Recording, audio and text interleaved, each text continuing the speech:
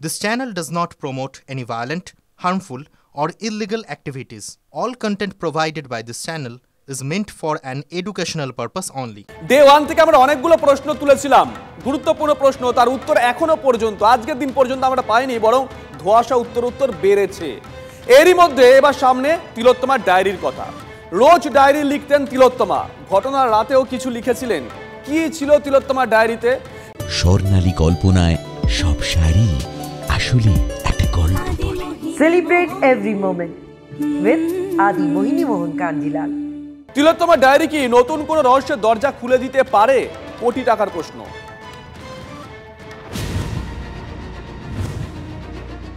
এক সপ্তাহ পার হয়ে গেছে, কিন্তু তিলোত্তমাকে ধর্ষণ ও খুনের ঘটনায় এখনো ধোঁয়াশা কাটছে না।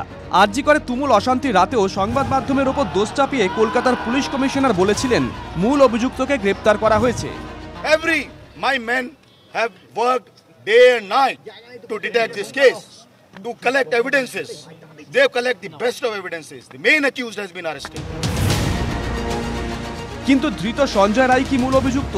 সেই প্রশ্নের উত্তর যদিও এক সপ্তাহ পরেও কাটেনি। তিলোত্তমার মা এখনো চিৎকার করে বলছেন, সিএম এসেই বলেছেন যে আসল দোষী ধরা পড়ে গেছে।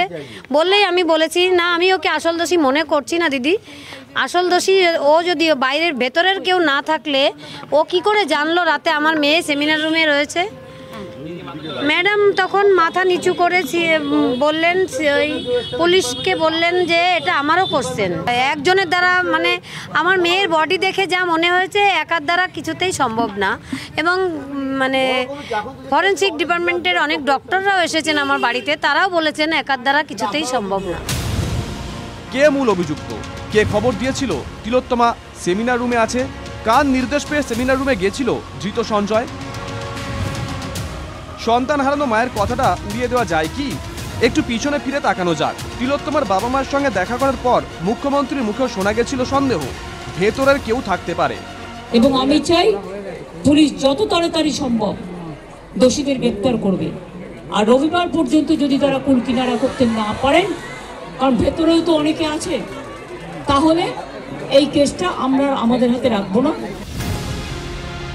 কিন্তু এখানেই তো শেষ নয়। তিলোত্তমার বাবার সন্দেহ যে আরো একটা বিষয় নিয়ে, ঘটনাটা সেমিনার রুমেই ঘটেছিল নাকি অন্য কোথাও।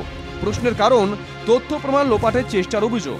আমার মেয়েকে যে এখন তো মনে হচ্ছে ওখানে যে মার্ডার করেছে এর কোনো মানে একটু সন্দেহ প্রকাশ করছে। অন্য ঘরে হতে পারে, হতে পারে, আচ্ছা তার জন্যই হয়তো প্রমাণ লোপাটের চেষ্টা। সেই ধোঁয়াশা কাটতে পারে একটা ডায়েরিতে, তিলোত্তমার ডায়েরি।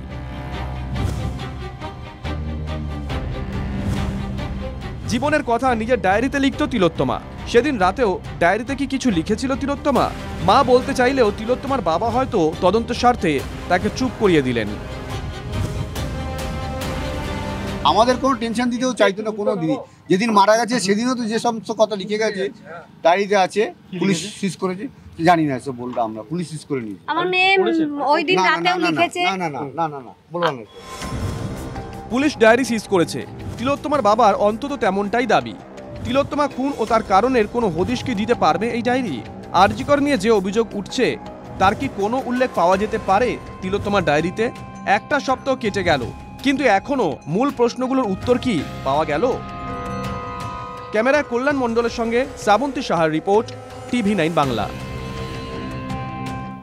আর এবার তার খবরের দিকে নজর রাখি, যিনি বহু বিতর্কের নায়ক সন্দীপ ঘোষ। না, পুলিশ যে কদিন তদন্ত করেছে তাকে ডাকেনি, কিন্তু সিবিআই সে পথে হাঁটেনি। বরং তিলোত্তমা ধর্ষণ খুনে সিবিআইয়ের আতশ কাচের নিচে রয়েছেন সন্দীপ ঘোষ। গতকাল টানা 14 ঘন্টার পর আজ ফের সিবিআইয়ের মুখোমুখি আরজি করের প্রাক্তন অধ্যক্ষ। সন্দীপ ঘোষের বিরুদ্ধে অভিযোগের তালিকাটা অনেক লম্বা। সূত্র বলছে সিবিআই জানতে চাইছে ঘটনার সময় সন্দীপ ঘোষ কোথায় ছিলেন, ঘটনার কথা কে জানায়, কি বলা হয়েছিল, কে প্রথম দেখতে পায়, কোথায় কি অবস্থায় উদ্ধার হয় দেহ, ঘটনার কথা কাকে জানিয়েছিলেন, হাসপাতালের তরফে পরিবারকে কে ফোন করেছিল, ইনকোয়েস্ট রিপোর্ট দেখেছেন কি, হাসপাতালের নিরাপত্তা ব্যবস্থা কে দেখতেন। এমনই বাছাই করা প্রশ্ন সিবিআই জানতে চাইছে সন্দীপ ঘোষের কাছ থেকে, বলছে সূত্র।